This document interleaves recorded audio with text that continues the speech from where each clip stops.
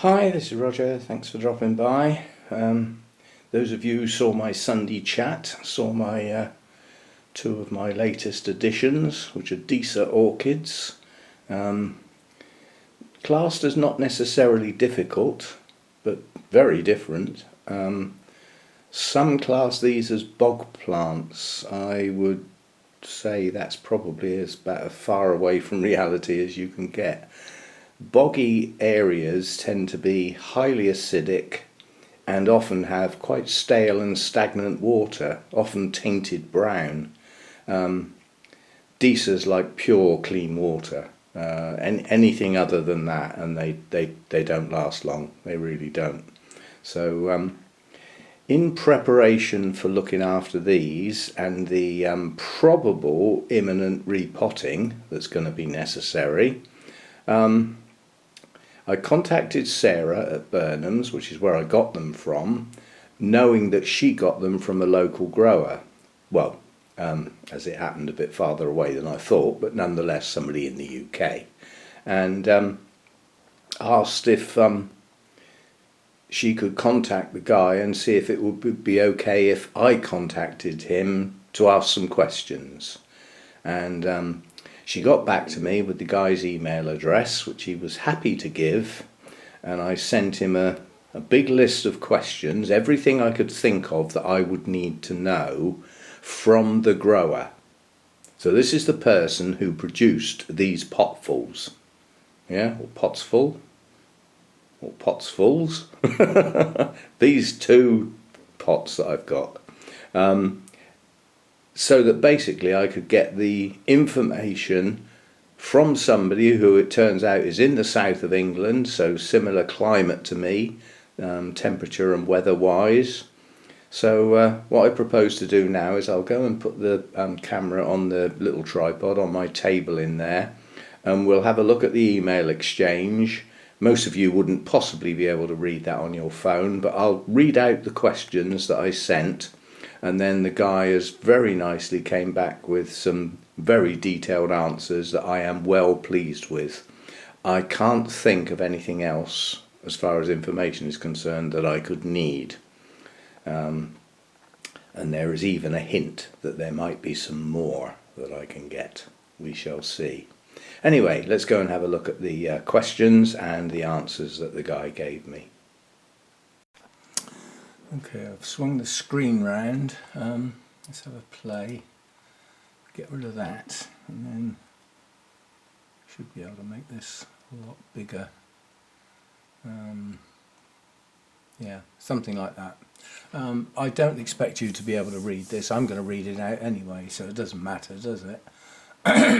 Okay, so I sent, hi John, thanks for this. Your details were kindly given by Sarah. I tried growing Disas a while ago and wasn't doing bad despite the plants not being very strong. I lost them all very shortly after repotting the new growths. I set out the questions to try and avoid any mishaps this time.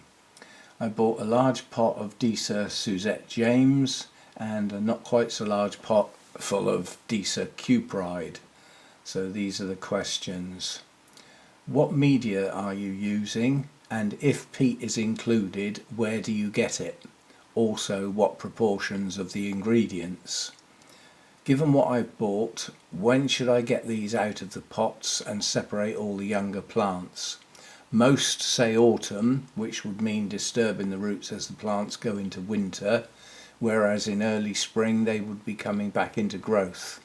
I presume you put the medium-sized plants into the same pot for a good display, as they are likely to bloom, and the smaller plants into community pots to grow on for another year.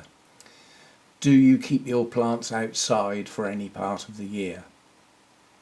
I'm aware of the need to stand the pots in trays of clean water. I use RO water, but is that all year round or just for the growing season? How often do you feed and at what strength, ppm? Plus, what do you use and do you change depending on the time of year?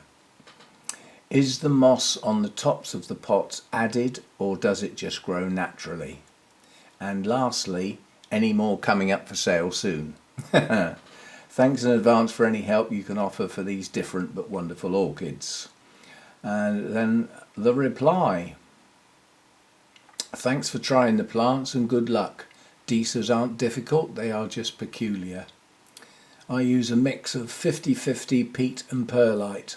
The peat is becoming a problem but is still available, and try BHGS in Evesham online.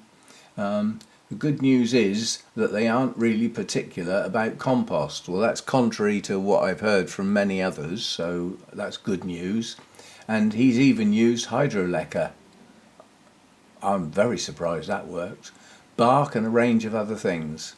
People also use a mix of chopped sphagnum and perlite, which is good, but the sphagnum breaks down after about a year. What matters is that it has plenty of airspace, no nutrients, and is inert. Suggest you don't split into individual plants. Split a potful into a few clumps and pot them on. The plants you've got will need repotting this year, traditionally in a month or two, to get them established before winter. So yeah, very early autumn then, or late summer. But spring also works well, so a choice. Maybe I could do one way and the other way. I'll think about it. I don't grow them outside, but it's perfectly reasonable to do so. I have too many to move. Well, that's a reasonable reason to not put them out.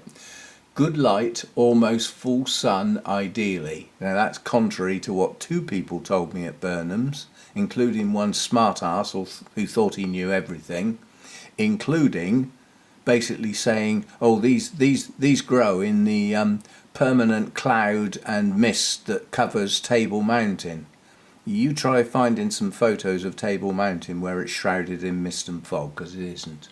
So that smart ass can take a run and jump. Carefully, they can burn for a week or two while they acclimatise. In the greenhouse for spring, the warmth gets them going. See, now these are cool to cold growers, so you wouldn't think that, would you?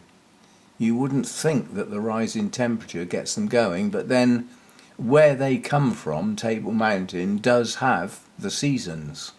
Yeah, so it's not tropical. It's also quite high up, so that's where the cool comes from. Good water is key to Disa, and plenty of it.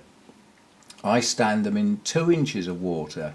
That's an awful lot, but it would depend if there's inert crocking in the bottom of the pot. For instance, if there was polystyrene chunks in the bottom of the pot, it might have to be 2 inches deep to get to where the media starts, otherwise it would never wick. You know, there'd be no point in standing them in water if they were just in the chunks. Change it frequently. Water evaporates, and even the purest water leaves some salts behind, which Disas hate.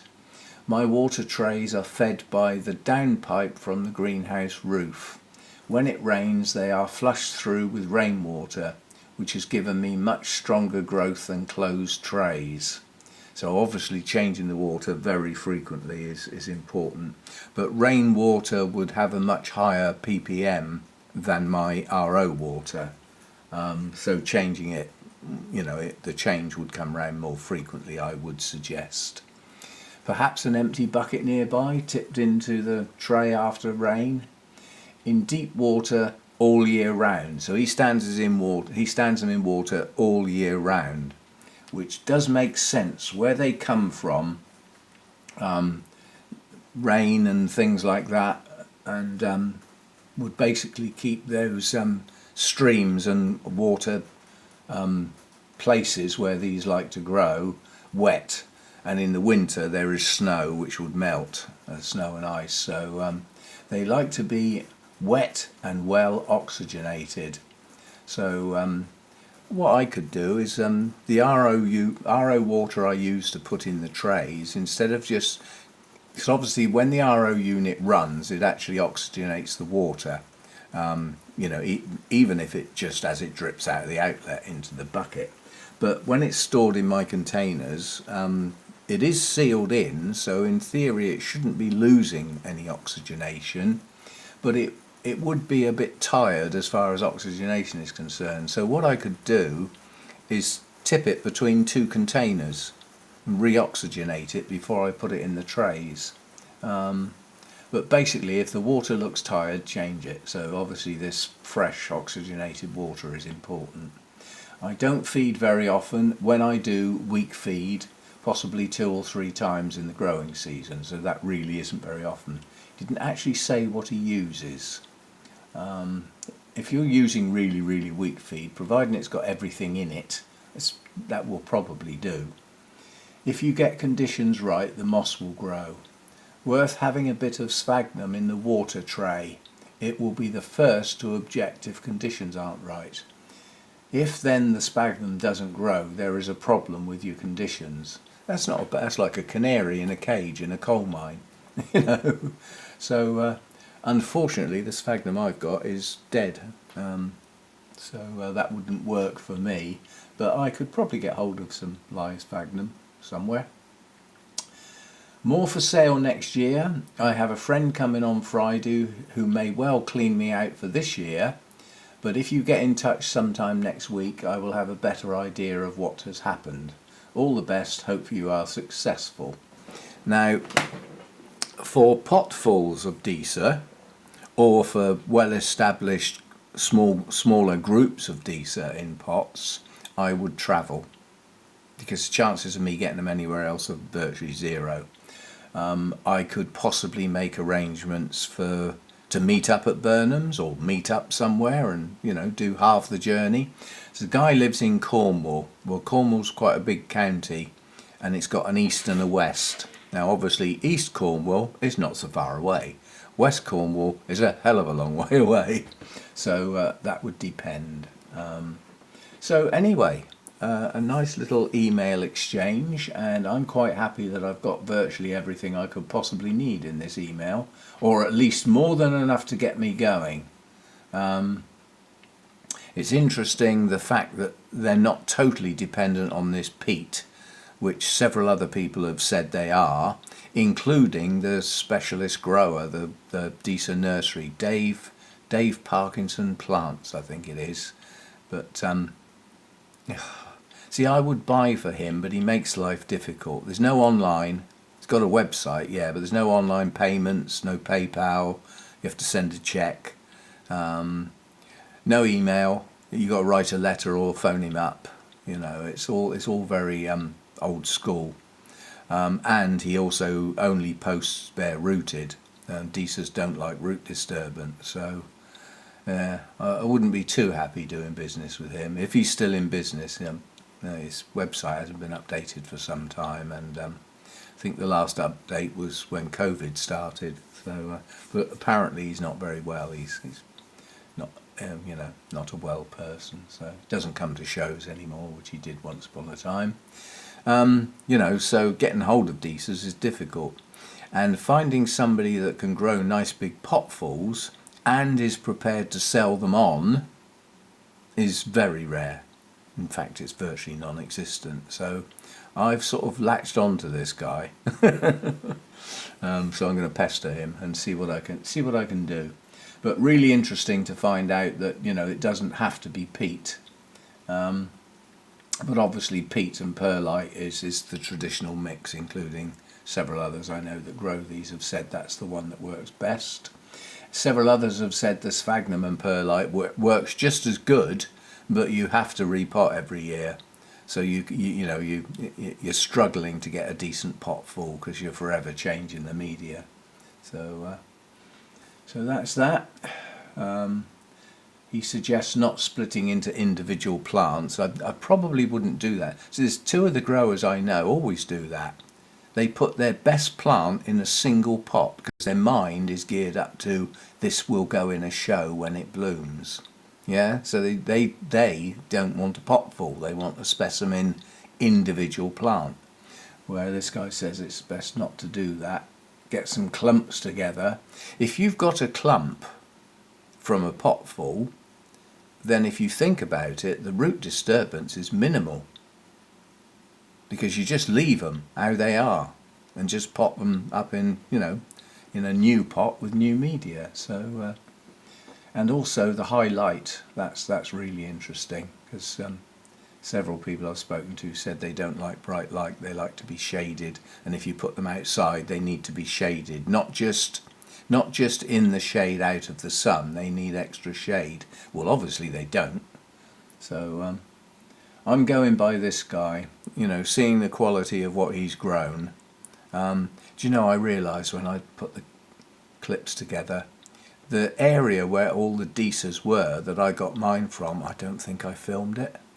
I was so enthralled by finding good big potfuls of Disa for sale, my concentration went solely on choosing the ones that I really liked, and then, you know, the colours, and then choosing the best ones that were there, irrespective of price, and then getting them round to my box and everything. And, you know, I think I got distracted, so I don't think I actually filmed the rest of them, which is a shame because that opportunity will never come again.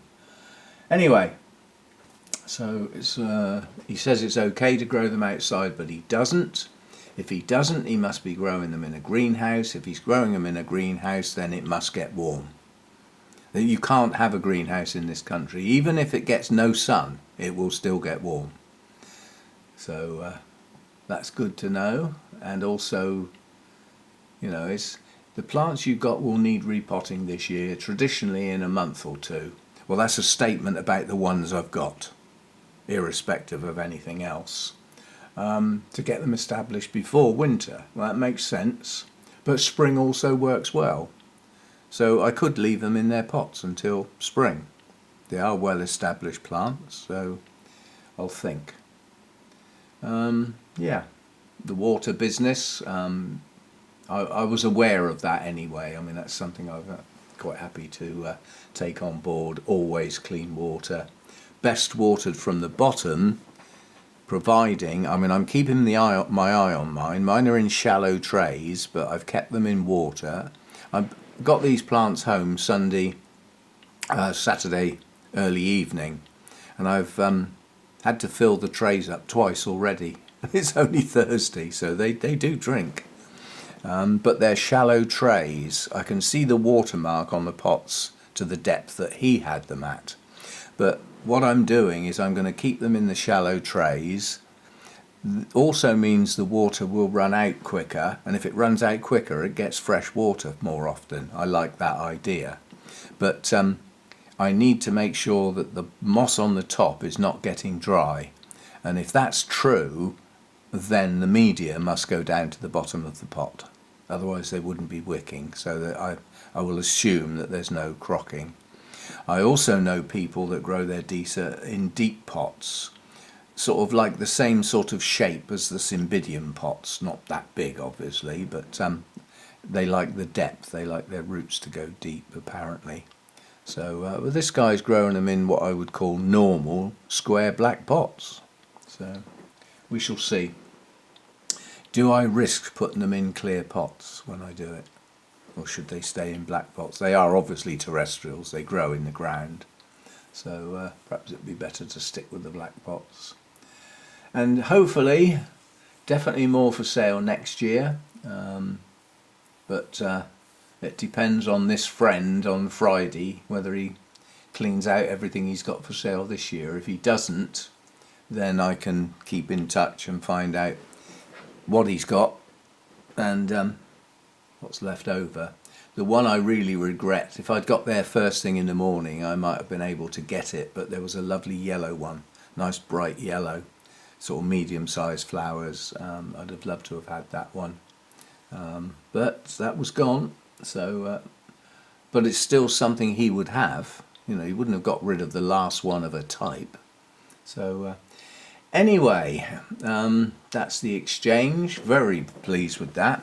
He could have just said no to Sarah and I'd have never even got his email address. So pleased with that, and hopefully with that information direct from somebody who obviously grows them well, I should be able to keep mine going this time round. So we shall see. See you next time. Thanks for dropping by.